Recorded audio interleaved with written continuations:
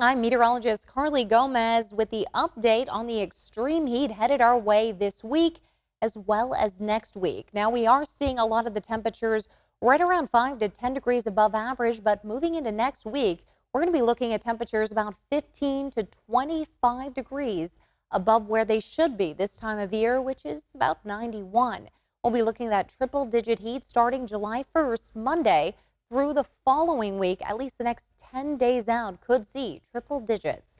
Now, a red flag warning for fire danger will take effect starting on Tuesday. That's going to last until Wednesday night. Most of your Tuesday, pretty much the entire of your Tuesday into Wednesday about 8 p.m.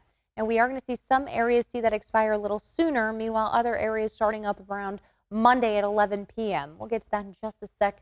Excessive heat warning, though, this week begins on Tuesday, lasting through Saturday. So that was upgraded from a Friday drop-off to now a Saturday drop-off. But little overnight relief is expected from this heat. We're talking temperatures overnight in the upper 60s to low 70s. So very hot still as you even wake up in the morning. Now, the excessive heat warning is spanning from Redding all the way down to Southern California. That is Tuesday, 11 a.m. until Saturday, 8 p.m. We're even seeing this being extended toward the coastal spots just along the coast there, as well as some areas around San Francisco will be dealing with some heat as well. They are looking at a heat advisory in place for Tuesday through Friday. Areas of Santa Cruz, inland from Monterey, as well as around San Francisco and San Jose, looking at extensive areas with still some heat. Now, your big weather impacts here is going to be set Tuesday through Saturday. And the big impact, of course, the excessive heat. The big need for you, though, is to limit your time outdoors.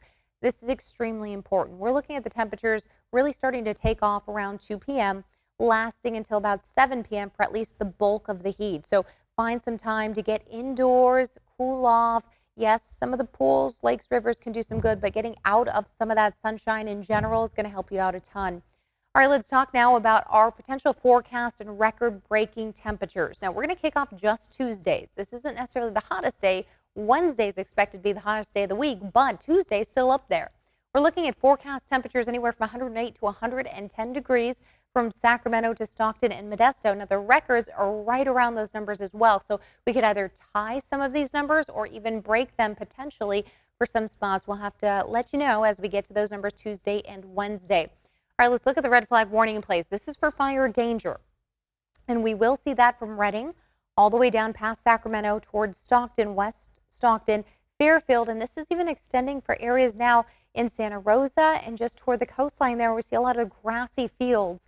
Now, we're going to see some strong winds coming in from the north and then extending to areas further south here and toward the Central Valley. Most of this stops around the Sacramento region, but we're still going to be looking at very dry conditions with relative humidity down to even single digits. Some strong wind gusts over land, drying us out further. Now, this may lead us now to potential for possible public safety power shutoffs.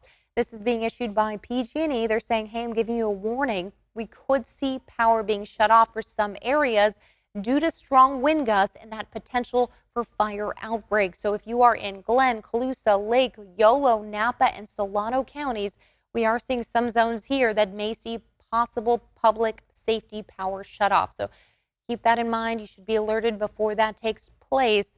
This is for potential safety hazards or fire outbreaks.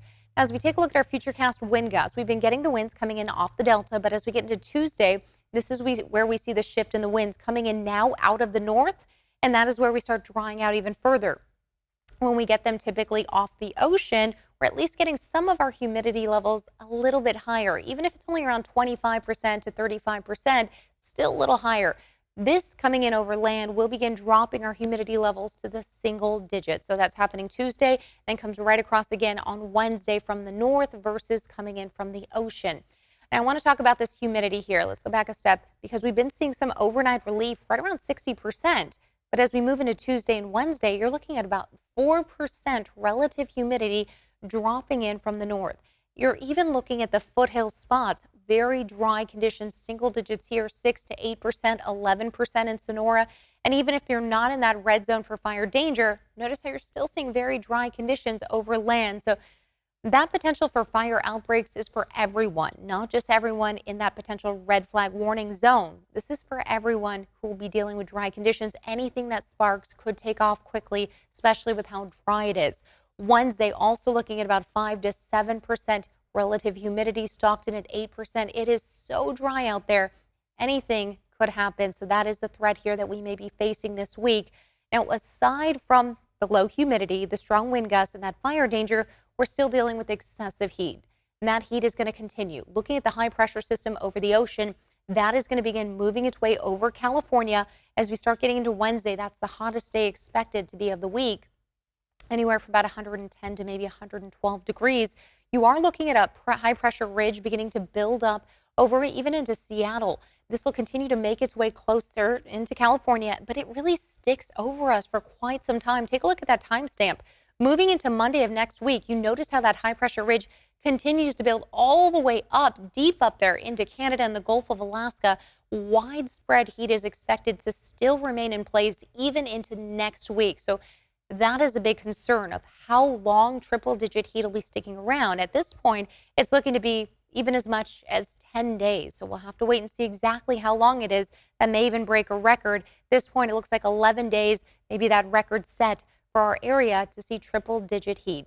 Now, as we take a look at the 4th of July, your forecast here, sun sets around 8:33 p.m. We're still looking at temperatures in the 90s for the valley, the foothills in the 80s, and the Sierra in the 70s at that time. Please be safe out there. If you can be over anything and avoid not being near grass, that would be obviously the best case scenario. But what we're dealing with here is extremely dangerous temperatures, extremely dangerous winds, as well as that humidity very low. Always have a fire extinguisher or a water bucket handy. If you're doing the kids kind of sparklers thing, just make sure you're all staying safe out there. If you can avoid doing it all together, that would be the best, but I get it. It's 4th of July. Mid to upper 90s out there in the foothills, 103 in Ione for your Monday's forecast. First day of July, 73 in San Francisco, 102 in Vacaville. And then take a look at the valley spots. We'll be looking at temperatures around 103, 104 from Sacramento to Elk Grove, but further north could be hitting 105 to 106 Yuba City and Colusa. Starting your Monday off with triple digits, but we do get to the hotter days here. Tuesday and Wednesday, 108 to 110. This is where we kick off our weather impact days. From Tuesday through Saturday is where we're seeing some of the hottest temperatures, around 108, 107, 108 again. And then finally, this looks like some relief, even though it's really not, 105 on Sunday. As we continue to move on toward the next week, we're looking at the best day there, that Wednesday at 103.